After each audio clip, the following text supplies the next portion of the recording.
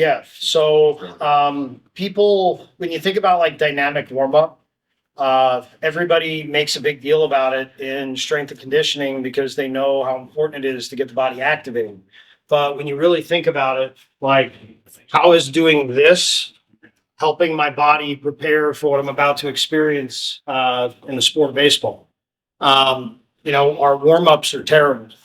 We don't wake up reciprocal movement in the upper and lower body as a baseball community. We're not working on rotation and stopping. Like, think about it. Like, hitting and throwing are a skill.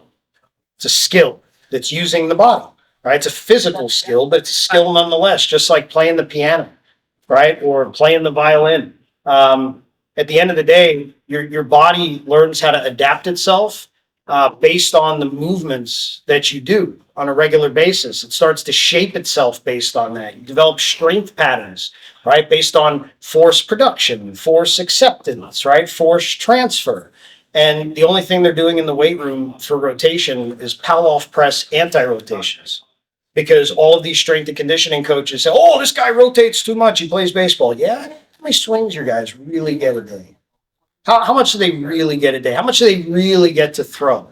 And then they're not training their body to rotate with speed and power and accuracy, right? So when you start to actually warm your body up and train it for that, you see incredible results. Like you can change stuff in your program just by implementing a really, really good warm up and then giving guys the information and the tools so they can continue to do those things on their own. What do you got for a player that throws righty past lefty? Okay, that is a really good one. And there are very specific things you can do. Can y'all hear good back there, or do we need to use a mic? Good? Okay. So a lot of things like this, it'll be cool because Lance got to see some of this stuff when we worked with the players. So traditionally, when you look at a lot of right lefts, okay, and by the way, I saw a stat sometime, I'd have to dig into it myself to get 100% accuracy, but something like 60% of Hall of Fame hitters were opposite hand dominant, right? And throughout the game's history, when we see guys that have a little drag to their barrel, we try to get them to use the top hand, right? But their bottom hand is the dominant hand, right? If you teach them how to dominate to the end of it with the bottom hand, you see incredible stuff. So last year, Evan Carter. So Evan's been training with one of our main trainers, Nate Headley, for a really long time. Last year was our first off-season collaborating together with him. In his evaluation, he's coming off minor league player of the year for the organization, right? So the first thing we do is get to know guys, talk to them. What are you trying to accomplish, right? Bro, we're just minor league player of the year. What do you want to do with your swing, right? And he wanted to have a little bit more juice. He felt like he had more in the tank. He wasn't getting it out. The hit tool was really good. So I said, okay, do you watch hitters? Who do you like? He says, Jordan Walker. I said, great, love Jordan Walker. Really good swing, but very different movement profile, right? Stiffer guy, right, super physical, right? And he does what we call sticking the ball. When you watch him, is kind of stops his way through it, right? Kind of like Chase Utley, but with the direction of the middle. Evan is a right-left, right? That is 6'3" and weighs 180 pounds, right? And runs a 6'1". Very, very different body type. So I said, okay, that's great. We'll try that. We'll test your regular swing, but I also want you to play with some of these. And basically I shared with him, have you ever seen a guy at the end of his swing, like a Bonds or a Cano or a Griffey, where they finish with one hand and the bat kind of goes into the ground? And he says, yeah, I think I do that sometimes. The Jordan Walker swings were like 94 to 97. His regular swings were like 94 to 97. Those swings were like up to 107, right? And if you watch him in the playoffs this year, and when he was absolutely electric, torching balls, go watch the swings. He's literally like throwing the bat back at the umpire. So when you give people destination cues, think of it like the whole pimping the finish thing, right? Think of it like when you grow up as a kid and you're learning how to hit. What did you do? You went in the backyard and you mimicked all your favorite players. You didn't mimic the slow motion analysis, 0.000 thousandth of a second. You nailed the beginning, right? You nailed the beginning and what? The end, the finish, the destination tells a story about how you got there and the things that happened.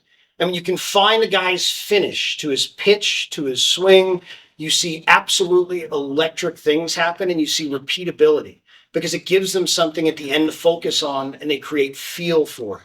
So when you have guys try to take the bat and slam it into the ground or finish one hand over here, everybody looks at direction like you have to hold it this way, right? Like, no, you don't. Watch flat swings throughout history, right? Look at Albert Poole. Look at Bregman. If you look at Bregman's swing right now versus in his, really, really good seasons, right? It's very different. Do you think a guy like Bregman that's a super tight mover, right, with shorter levers, can really get this arm across well and hold on with two hands? I don't think so. Should he be vertical this way when he's only like 5'11", right? Or should he be more flat and around his body with a lower finish? Go look at video when he was at his best. He was literally like pulling everything, even when he hit it to the opposite field. We talk about pulling the ball to the opposite field all of the time. Get to the end. When they try to hold on to the direction, if that doesn't match their moves, that's not a good thing for them to do. So finding the finish is really important. And with right lefts, if you focus on, let your eyes take care of the ball, kid. Just take the bottom hand and rip it through. You see really, really cool stuff. You want to talk about that? Because you saw some of that stuff with some of the hitters. Like with, and he's a right, but he's bottom hand dominant with, what was it, Diaz? Dylan? Or, no. The kid. Well, Dylan's right, is a right-left guy. The kid that we went Griffin with. Oh, Right-handed Griffin. yeah, he's right. He's right. He's right, Yeah. but he's bottom hand dominant. Yeah. Too. Yeah, I mean, so just different ways to skin the cat, but for sure, like, cause I always had, it's easy well, first of all, I only like to coach really good hitters cause then you look like a good hitting coach. But so that's one piece of advice, like get you some good hitters and then you're a genius. But one of the things that's easy to do is because the swing and the way you throw is very similar. So I like when I'm teaching like left guys, which I was actually a left-right guy, which is crazy, but my dad kept hitting me when I was a kid, so I turned around so he couldn't have that advantage of running that sinker into my hip. That's kind of a joke, but that's how I learned to switch hit. But when you're same side, it's easy because it's like, just think about throwing. If I took the bat out of your hand and gave you a ball and said, throw it as hard as you can to the end of the cage, they're all going to separate and throw, which is exactly what you want them to do with the bat. It's the same move. And that's why it's challenging for guys, I think, that are opposite hand, opposite, hitting, is because they don't know what to do with this. And for me as a coach, it's hard to coach those guys because I was like, I don't even know what to tell you, do the best you can. But, that cue of having the bottom hand and the finish, and these are all things that, I've learned this stuff in the last, 4 months. When did y'all come out in October? November maybe. Since then, because and that's why I got stuck, and I knew that I needed somebody that knew more about different kinds of body types and different kinds, because we were getting to a place where our hitters were, you can only tell them to hit the ball back up the middle so much, and I'm a simple guy, so I like tee right down the middle, give me a backspin line drive right back up the middle. If you can't do that, why would we hit a moving ball? These guys are spraying balls all over the place and top spinning them, and so why would I throw a ball at you if you can't hit it when it's sitting there on a tee? That's kind of how we build our program. But Eugene and these guys have developed, I'm talking about, you like drills, they got a drill menu that'll blow you away, and specifically for guys that are right left or left right, which hopefully you don't have too many of those, but just having that bottom hand cue helped a lot of our guys thinking about like, okay, I'm maybe putting it in the ground or ripping it across. The other thing that I think gets lost in some of this, which I've really started to emphasize with our guys. Mic drop. Yeah. What'd you do, Will? Damn it, Will. They must have caught the fuse. So anyway, is like releasing the barrel. Like that's where a lot of I see this in amateur hitters all the time, where we've emphasized staying inside the ball so much that they're too inside the ball. Like they hang on to this too long and they never deliver the barrel. And that's one reason why kids have a hard time pulling the ball correctly, to the pull side. There's, like I referenced up there, you see a lot of the underneath, over the top spin. When I have a guy that can't pull the ball or can't pull the ball the right way, get it in the air, I tell them to hit a hard ground ball to the third baseman if they're a right-handed hitter, or a hard ground ball to the first baseman if they're a left-handed hitter. I want them to feel delivering the barrel out front and not trying to lift the ball to get it to go in the air. But we just talk about like hit below the midline of the ball, get the barrel out in front of you, because you can't pull the ball if the barrel never gets out in front of you. So how many you guys have seen this swing 1,000 times where the hips slide forward and the barrel's here and then they hang, and then it's like the barrel's never out in front, and so you can't pull the ball. Because they've been told to stay inside since they're 5 years old. Think about it like a hammer. If you take a hammer and you're trying to strike a nail, it's going to arc, right? If you do that, are you going to be able to hit it? No. You got to be able to classify. I've never met anybody that really disagreed with this. You can't be considered a good hitter at your level of baseball if you can't hit a good fastball at that level. No, that's not right. Think about the requirement to hit a good fastball, right? Well, what do you have to do? Well, when you watch it, right, regardless of the thoughts someone's using, like their foot doesn't get into the ground until the ball is at like the cut of the grass, which means that now the rotation is going to start, which means we got to get the barrel there in a real short period of time. Right. And all of your guys that are filleting oppo or don't drive the ball well or hit it hard, they're not allowing themselves to deliver the barrel. And the funny thing is, it's opposites. Like, okay, so I don't know if anybody's gotten into like supinators and pronators, which is like how the wrists move. Some guys have a preference this way. Some guys have a preference this way. If you look at like Ken Griffey Jr., right? He has a cupped wrist delivering the barrel. He's a release guy. He's releasing the barrel. But if you look at guys that like stick the ball or stop swing and it changes everything for them, those guys are pronators, right? So like literally sometimes teaching someone to stop their hands delivers their barrel and accelerates it better. And sometimes teaching guys to dominate it and let it turn does the same thing, but differently. So you tell two guys the same exact two things, right? Tell one guy, stop your bat as fast as it can. Tell the other guy, turn your barrel as fast as it can. One guy gets results with one, the other guy gets results with the other, which is why it can't be about the drill or the cue or the thought or in this program, this is what we do. In this program, we get results. In this program, we hit the ball hard to the gaps. Whether you have to be angled more closed or less closed, whether you have to think top hand or bottom hand, whether you have to think to pull the ball or stay, it shouldn't matter. None of that matters. And all of these little things will help. When you really think about player development, this is one of the things that like I always get amped up about that works really good with players, is just getting the perspective. Hitting is already hard enough. We don't want to make it any harder than it is. In a big league season, you get 500 at bats. Right? On average, guys get 2 swings per plate appearance, sometimes 1 or none, sometimes 3 or 4. Okay, they see on average 4 pitches per plate appearance. So basically 500 bats, 1,000 individual swings, right? And they see 2,000 pitches. What separates a 250 guy and a 300 guy and 500 at bats is 25 individual swings.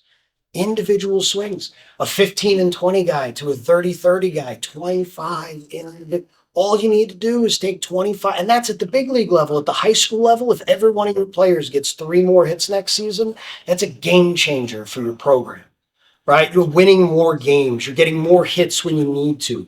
Because one of the things that's super interesting watching young players, man, there are times that when it's not clutch situations, they perform really well. And then as soon as it's like a clutch situation for a pitcher or a hitter, now guess what? Now they're emphasizing what their instructor's teaching them. Now they're extra thinking about it. I really got to nail this pitch, so I'm going to reach out to throw it more.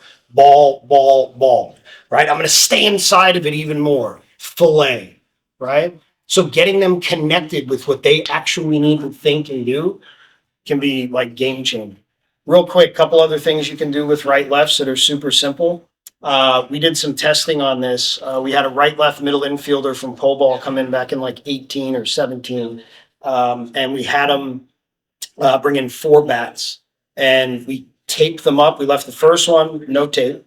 And then we taped the next one up a little bit, the next one up more, and another one the most. And it was considerably thick as a grip. And it wasn't a taper. It was an actual, like where their hand would go. A lot of times that bottom hand also can be a little too tight. When you have a larger, wider grip, it allows the barrel to turn a little bit differently. And interestingly, if you randomly just sample right, left hitters and good ones, a lot of them tape up the bottom hand and have no idea why. Have no idea why, but they do it and it works. So that's another easy thing that you can mess around with. Talk, you know what we should talk about? I think we should talk about stay back versus go forward. Because that's another one of those things. When you think about stay back, man, every one of us has said it, right? And it's still good to say, but who is it good for and when, right? We have so many hitters that have trouble with direction these days and yank off the ball, and that's a big piece of it. Stay back comes from a generation of guys like Hank Aaron that stood with their feet together and had these big strides. What do you think they had to think? Stay back. They needed the opposite, because stay back is an upper body cue, not a lower body cue, right? People think of it as lower body, reach, reach, reach. If I'm going to punch something as hard as I can, I'm going to stride to it. And I'm going to load up when I do it. And I'm going to throw that punch from deep. I'm going to keep my hands back, my upper body loaded to throw the punch through the front leg into the floor, right? So many, because the human body works in opposite directions, okay?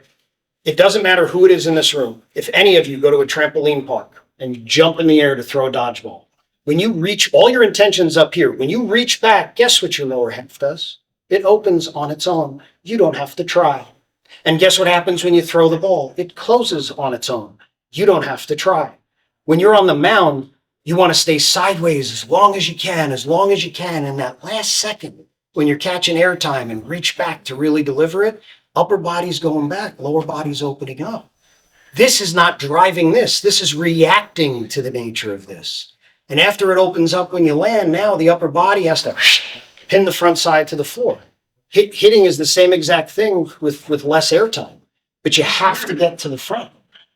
Yeah, we talk about, with our guys, we talk about, we want to stay back, we don't want to hang back. So the difference to me, like, you got to stay back when I make my stride. I don't want to stride into a bad hitting position because now I get nothing. So when I make my move to get loaded, that's when I stay back. But then when I go to make my swing, too many guys want to hang back. They want to swing from back here. The collapsing backside puts the barrel in a bad position. You end up dumping back here, and now you've got that upswing, or that's where a lot of bad swings come from. So I like to talk about, like, we're going to stay back, but then when we go to hit, we're not going to hang back. Like, we're going to be in a position, and you can use different cues, and this is where, like I said, the verbiage is different, but I talk about, like, I want my chest to be at the pitcher, not at the top of the cage. And, because it's like when you throw, I use throwing a lot. When I go to throw, everybody throws like this. No one throws like that. So why would you hit like that? But that's how a lot of guys want to hit. They want to stay back and then hang back.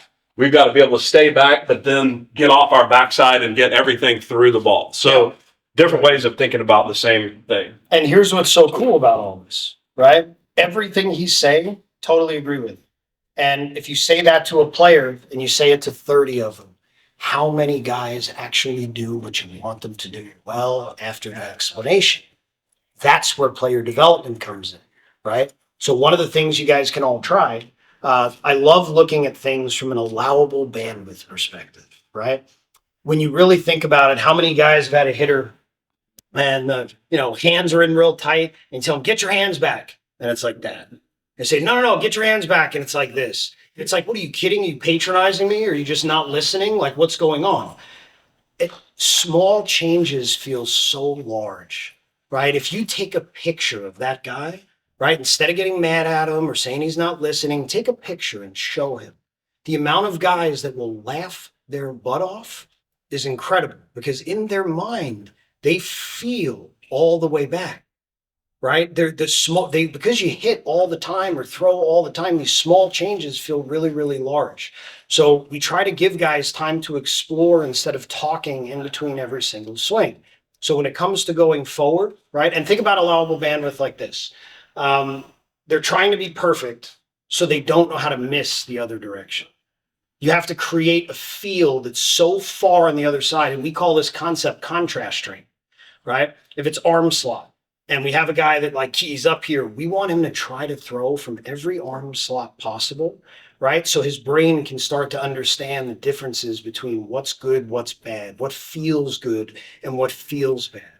There are hitters, I promise you, in all of your programs, that if you tell them from an allowable miss, I look at it from a pitching perspective, it's like, and the Diamondbacks did this so well to the Phillies in the playoffs. When they were throwing a slider to Bryce Harper, right? They're not missing over the middle, right? Think about when you're throwing a bullpen, how many guys throw it exactly to a one ball spot, right? So where's the allowable miss?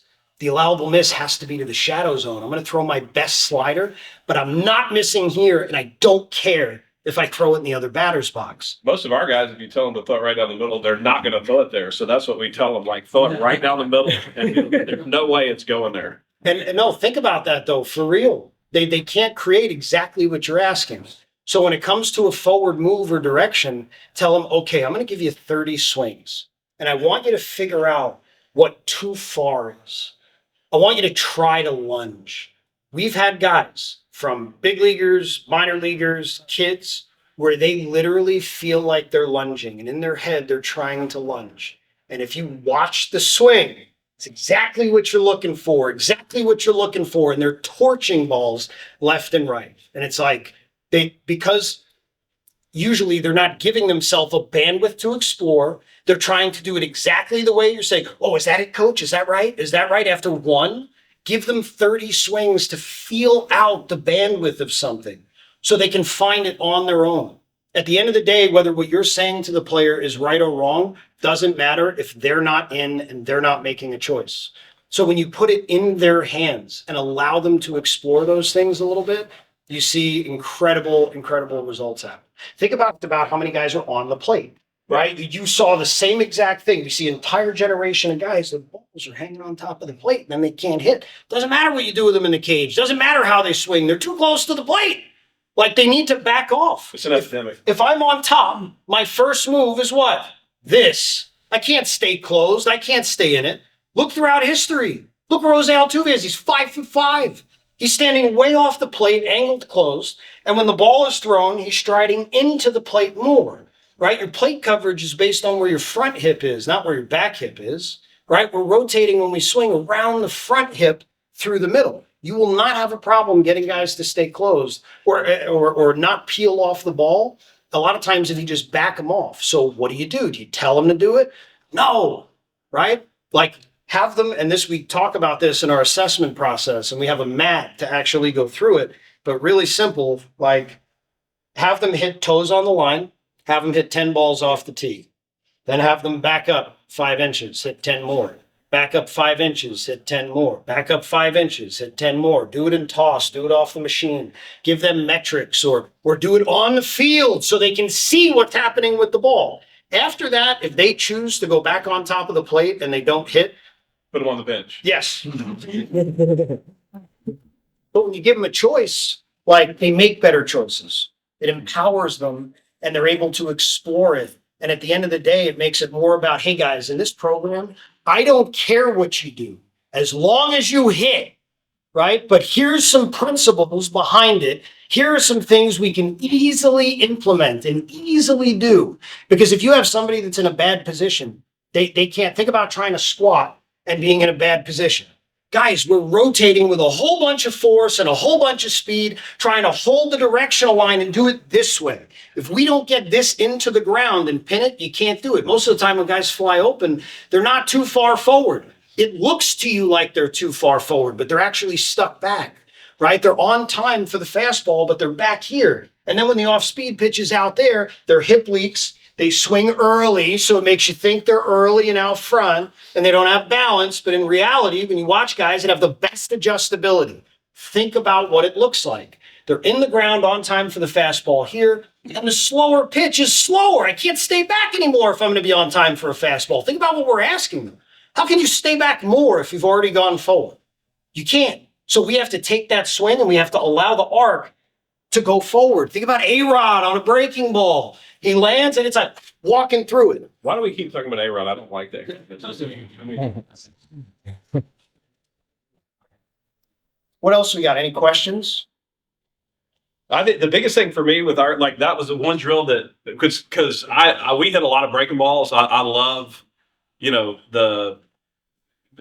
this would be good, something good to talk about. Like, guys now love to crank the machine up to like 100 miles an hour and like make guys hit velocity. And for me, we hit velocity very little in the cage because, number one, it does not simulate game velocity. When you stick it in a machine, there's no timing, at least in the game. Like, you got this. When I got a base hit off of Chapman one time, and he's throwing 100 and some odd, and I was like, all right, when he shows me his rear end, I'm gonna start swinging, and I did, and I hit it right down the first baseline. That's when I had to start. But when you got a machine cranked up and you drop a ball in there, there's no way, there's no timing, and it's different every time. So high velocity training and practice doesn't replicate what they're going to see in the game. Now, there is some value to it when their swings are in a good place. But if you think about it, if you're challenging guys with velocity and they have a bad swing, you're reinforcing bad movement patterns. Like because when the game speeds up, guys are going to resort back to their dysfunction as a compensatory, mechanism. That's what happens every time. So to get the same, a lot of guys like that angled high speed velocity BP in that you see a lot of big league guys doing. Well, major league hitters can do that because the reason they got to the big leagues is their swing's already pretty good. And the principles behind it are sound. Like when that ball's coming into me, I've got to get the barrel, not my hands. The hands are always inside. If your hands are outside the ball, find a good orthopedic, but my hands are always inside the ball, but I got to keep my barrel inside the ball. So when I'm challenged that way as a good hitter, it really helps me reinforce that move. But with your younger guys, the drill I love is a nice, slow breaking ball. If they're left-handed hitters, breaking down, if they're a left-handed hitter, we're going to hit a right-handed breaking ball that breaks to the back foot, and just the opposite. If they're a right-handed hitter, we're going to hit left-handed breaking balls that are coming to the back foot. And the reason is because with the velocity off the machine, that velocity, it's easier to time that breaking ball. The ball's falling down and in, so I have to get my barrel inside, and I've got to find the underneath part of that ball. So we hit a ton of breaking balls in our program, and we don't win very much, so you may not want to do that, but I did it when I was hitting, and it does help, it does help hitters to learn how to keep the barrel inside the ball, because, you get them in the cage, and the first time they do this, you're going to see a ton of pull side ground balls, and when they do hit it good, it's going to be like waist high into the pull side net. So if we tell them, I want you to pull this breaking ball, but I want you to pull it to the top pull side corner. In other words, we don't want anything to hit the net at this level, because that's barrel around the ball on that pitch that's coming down and in. Does that make sense? So we want to teach guys how to release the barrel from the inside on that pitch, and that's what the high velocity stuff is training for the big league guys. And so you can do it with your hitters without threatening them and blowing their hands up and all that. And when we do high velocity, we always use the soft balls. Like, we never use real baseballs. It just, guys don't want to get jammed, so they end up cutting themselves off or getting away from it. So if you are going to do like high velo stuff, I highly recommend using those Incrediballs, or whatever they call those things. We got them, and then you got to be careful, because then it can create some unrealistic spin. So that high velocity training that's in vogue now, I'm not a huge fan of it. I think you can get the same effect with a breaking ball. That's when I played. I hit off the tee and I hit breaking balls. That's what I did. So I'm really glad you brought that up. So the velocity machine is something that's become increasingly popular, right? Make it hard, make it hard, make it hard. It all depends on how you use it, right? Do we train guys with a velocity machine sometimes? Yes. Do we often do forward moves with it? No. We're doing it as a drill. We're doing it for ball striking. We're trying to increase efficiency. We're doing it from various positions. They're hitting from a wide base at that point, right? They're hitting open so they can work on the back half, or they're hitting closed so they can work on the front half, or they're hitting square but they're anchored, or it's a little bit of a rock and roll, right? We had a big leaguer come in this offseason, and he's about 5'10", right? And super twitchy guy. In his entire career, and it's funny because when you talk to people that know him, everybody says, man, that guy's got juice. He's not very big. You would never know he was a big leaguer if you saw him walking around here. Tons of juice, right? He never met a fastball. When we did his evaluation, we were trying to process how things happened for him throughout his career. He said he never met a fastball he couldn't hit and didn't want to hit his entire career.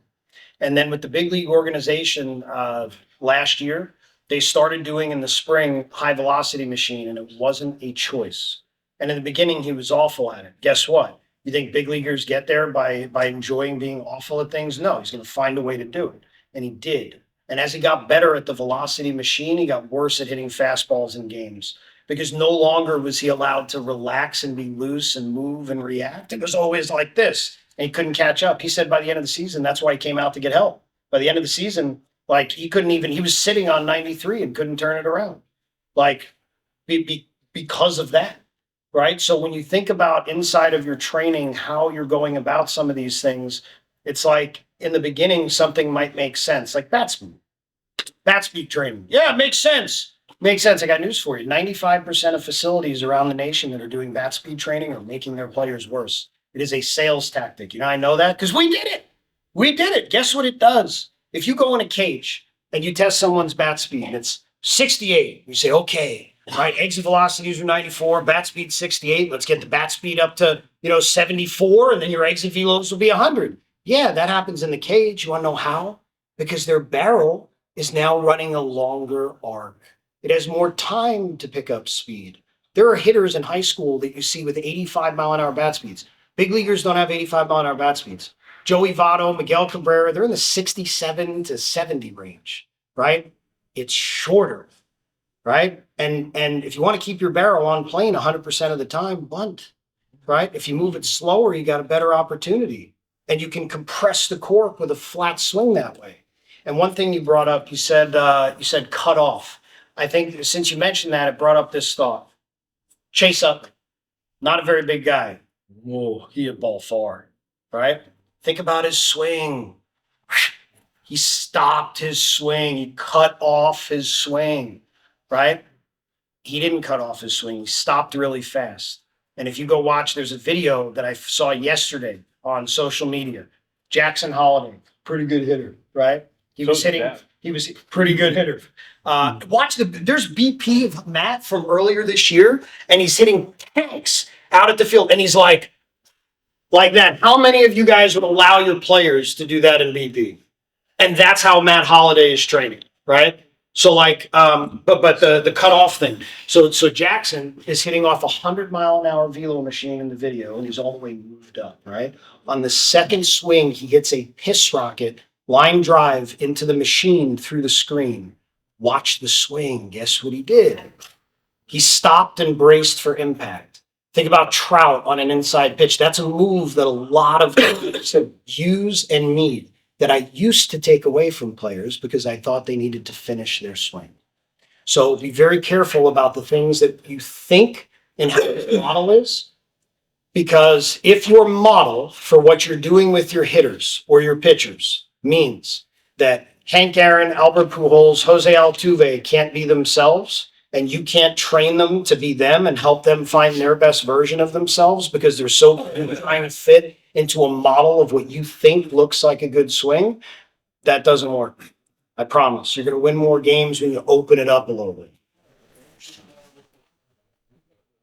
Good hitters are good athletes. I mean, they move, they do different things. And a lot of times you talk about hitting in an ideal vacuum, and the hitting in the game incorporates, because we have this deal where I have no lean backs with our hitters because they want to hit, lean back. So we go, no lean backs. But they're like, well, coach, what about this? They had a picture of me kind of leaning back. I'm like, look where that pitch is. I mean, that ball is, in on my hands, and I'm fighting, occasionally, you got to fight for space to keep the barrel on the ball. So you have the hitting is dynamic. Everybody wants to make it. It's one move every time, the same move every time. It's not that. The best athletes are generally the best hitters. So you've got to be able to, you got to be able to fight for space here, but also got to be able to magic wand a base hit, like when I get fooled on a changeup and that whole swing where I can, that's why you got to land athletic and stay athletic, because I've got to be able to use my body to keep my barrel on the ball. So we're talking about,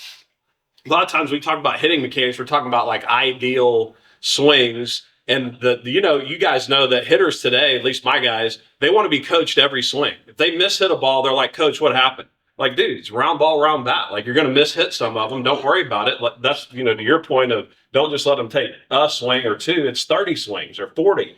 Like, just let them experiment, let them move, let them be athletic. And, you know, we're talking about like in an ideal situation when everything's right on time, what should it look like? But there are many times when it's not on time and you got to be able to hit off time. So, And if you want to make in-game adjustments and you want them to have feel, think about the generation we're in. These kids have no feel. They have the least feel for the game ever in the history of it. Why?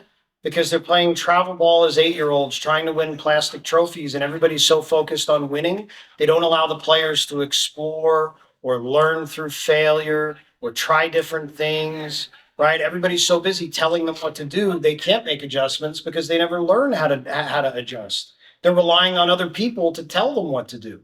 And here's another good thing to bring up. So we talked about this when we did the podcast thing. So like back in 2016 and 15, when I started to look at all this with these fresh eyes, right? It really started with this part in 15. I started looking at hitters very differently. I saw the same videos. I was looking at Right View Pro, same hitters I watched thousands of times. All of a sudden, I saw something I had never seen before. I saw a guy's back foot go behind him. I said, wait a second, what is that? And then I started looking at other hitters and I started seeing it everywhere. I don't know how I missed it. We've talked about how the back foot comes off the ground. That's something that but what we didn't realize is that we were looking at that from the side view. And when it's coming off the ground on a good swing, it's also going behind them at the same time. So I tried that with a hitter one day. It was a professional hitter. Hadn't been above 102 miles an hour. He was up to 114 in like 15 minutes. It was crazy. We ended up, because we partnered with a lab, I started doing research on it, testing it with players. The amount of force and direction that it started to create was absolutely ridiculous. When you watch the greatest hitters of all time, you see them start closed, step closed, scissor, right? Or when you see like a weight distribution where it's more back, like a George Springer or a Tomey, it'll get picked up, but into impact, it's going to anchor back down. It's going to pin the hip back so it stops rotating. Think about opening a jar. If you're opening a jar from the top, can't let the bottom get pulled with it. You can hold it, but the fastest way to do it, opposite directions, okay? So if you explore with your hitters, angles, right?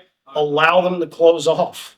It's like somewhere in our brains, we got this lost where it's like, because the lines are straight, your feet need to be straight. Your pitchers need to stride straight to home. You're destroying their deceleration patterns. You're destroying their natural movements.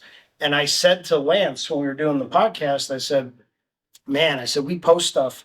And sometimes when we put it out and it has to do with a closed off or whatever, like a whole bunch of people, everybody's talking about, no, his feet have to be straight. And they got to be the same thing every time.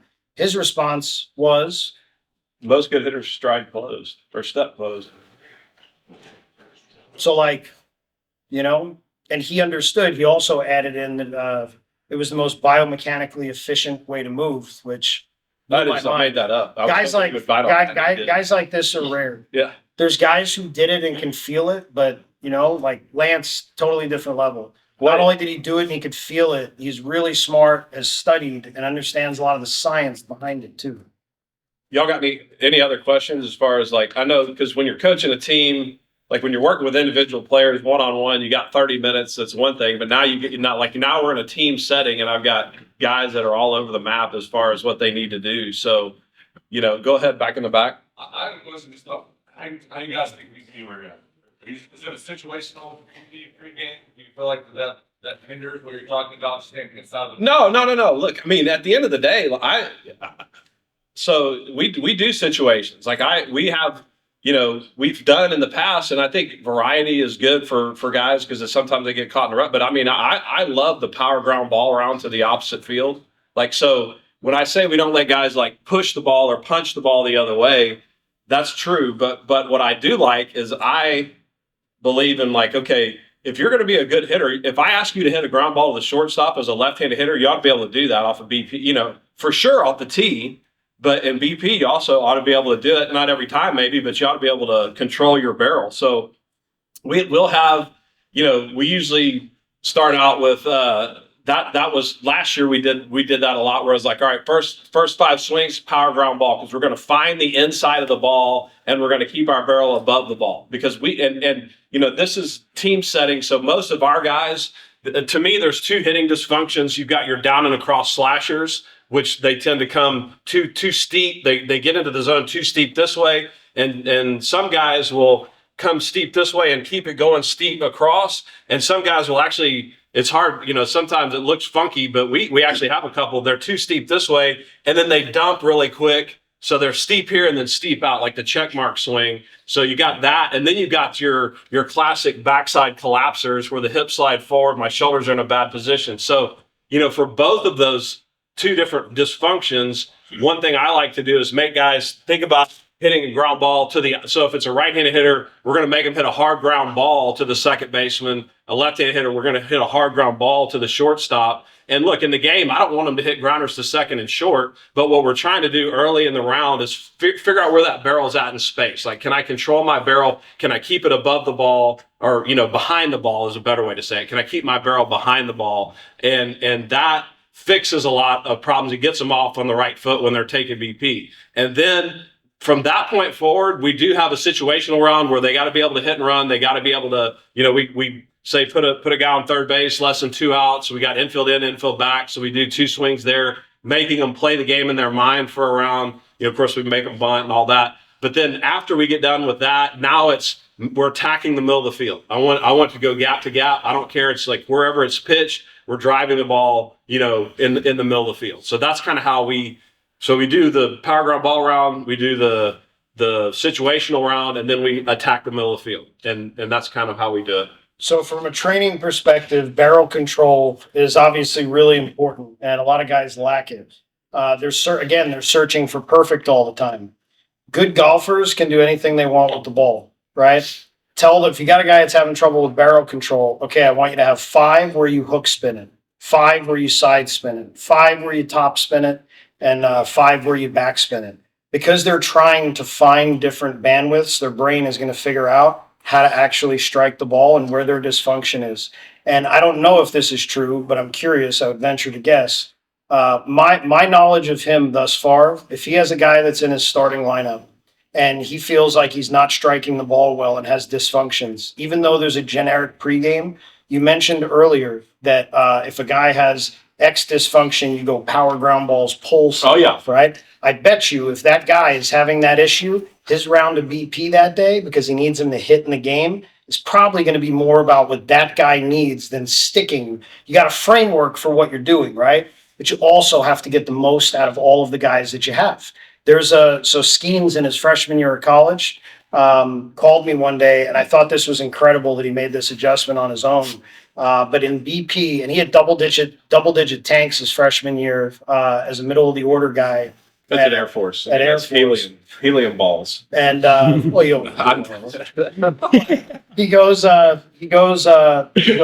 he's got really long arms, right? And when you listen to him talk, he understands that he's a very loose mover, right? Especially in his hips. And that's something he's combated for a very long time.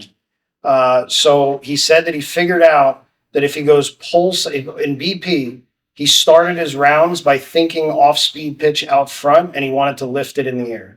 So he wanted to catch it real out front early and then work his way back to the other side to drive the ball. Because if he's on time for the off-speed pitch out front, guess where the fastball is going to be? It's going to be backed up. And when you got really long arms like that, and that helped him a ton. I mean, he was the only real guy in that lineup. I mean, he hit like 420 and nobody was pitching to him, right? So, like, thoughts need to be different for different guys based on how they move. And the more you explore those things and allow them room to explore them, man, your players are going to love you for it, and you're going to keep getting better and better and better results as you continue to do it. And, like a good friend of mine says, it's not rocket surgery. Like the baseball, like we can make it way more complicated than it needs to be. So you simply tell your players, like if you got a guy like Matt Holliday, you mentioned Matt earlier, when I was in St. Louis, I was almost scared to hit in the same group with him.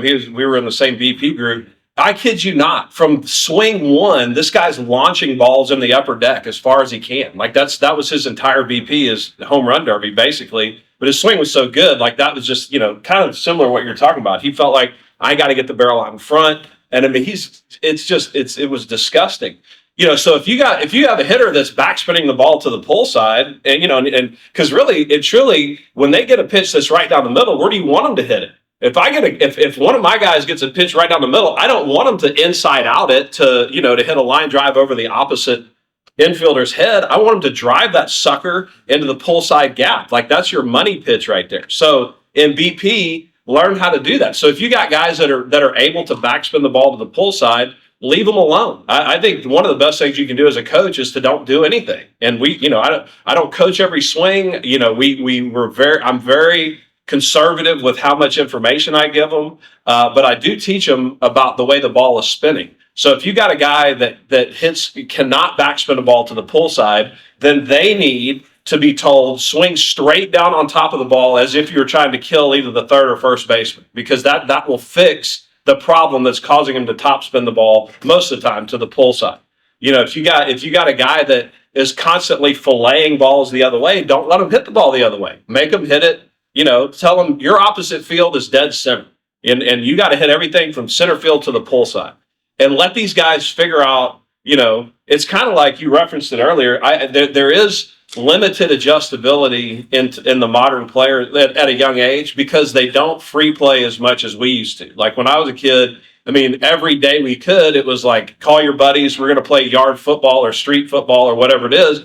And about the second time that your buddy runs right by you and you get burned for a long touchdown, you go, oh, wait a minute, maybe I need to give this guy about a 15-yard cushion so that doesn't happen again. And you learn those competitive adjustments that you got to make to have a chance in the competition. And unfortunately, I feel like the younger kids don't do enough of that. And so that the adjustability to give yourself a chance in the competition hasn't been developed, but we can help them develop it by giving them a directive and letting them figure it out.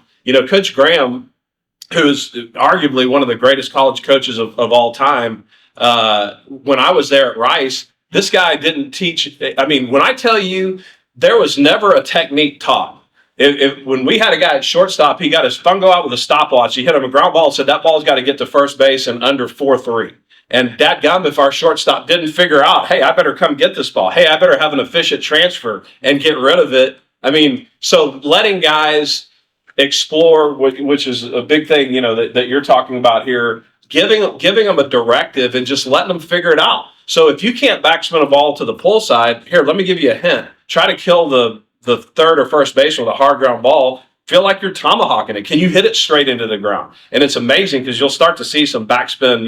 It's just about catching the ball below the midline with a good swing. That's how you backspin it to the pull side. So all that to say, I know that's a lot of gobbledygook, but give them, I believe in coaching directives rather than, mechanics every time. Not everything's mechanics. A lot of it is, this is what you're trying to do. You're the athlete. You figure it out. And then help them in that process because they need to. I tell our guys the first day of the fall, you'll always be your own best hitting coach. You'll have me that's helping you. If you get a chance to play beyond college, you'll have pro ball coaches that are helping you, but you are always going to be your own best hitting coach. And so what I mean by that is you have to take ownership of your swing. And with these directives, figure out how can I make the ball do what I want it to do. And then as a coach, your job is to shepherd them through that process of exploration and help shorten the learning curve where you can. And the easiest way to train them to move really well is to get rid of the bat and the ball. They get so focused on what they're doing with the bat, they don't want to try stuff because they think if they try this, oh my God, I'm never going to. They're so used to trying to be perfect all the time. If they try anything, they think they're never going to get a hit ever again. Right? So if you get them to move water, one thing that transfers, it's like there are guys that are not, it's not often where the strongest guy on your team is your best player. Right? There are little guys that throw smoke and they're not very strong and they can't squat 2 plates. Right? There are little guys that hit bombs, right? Or guys that are not as physical that hit bombs, right? That's because of their sequencing, how they're striking the ball and how they're moving, right? They can't all squat the same. But if you take anyone that rotates like a monster, any 100-mile-an-hour thrower, the best guy on your team, watch what happens when they start to move water. The water sounds like it's going to explode out of the bag. You're talking about in your water bag. Yeah. And it's the only thing that we found. That's why we went all in on it. We started doing water stuff back in 15, 16, and messing around with it. And the more we did it, the better the results we got. And we started to do it more and more and more.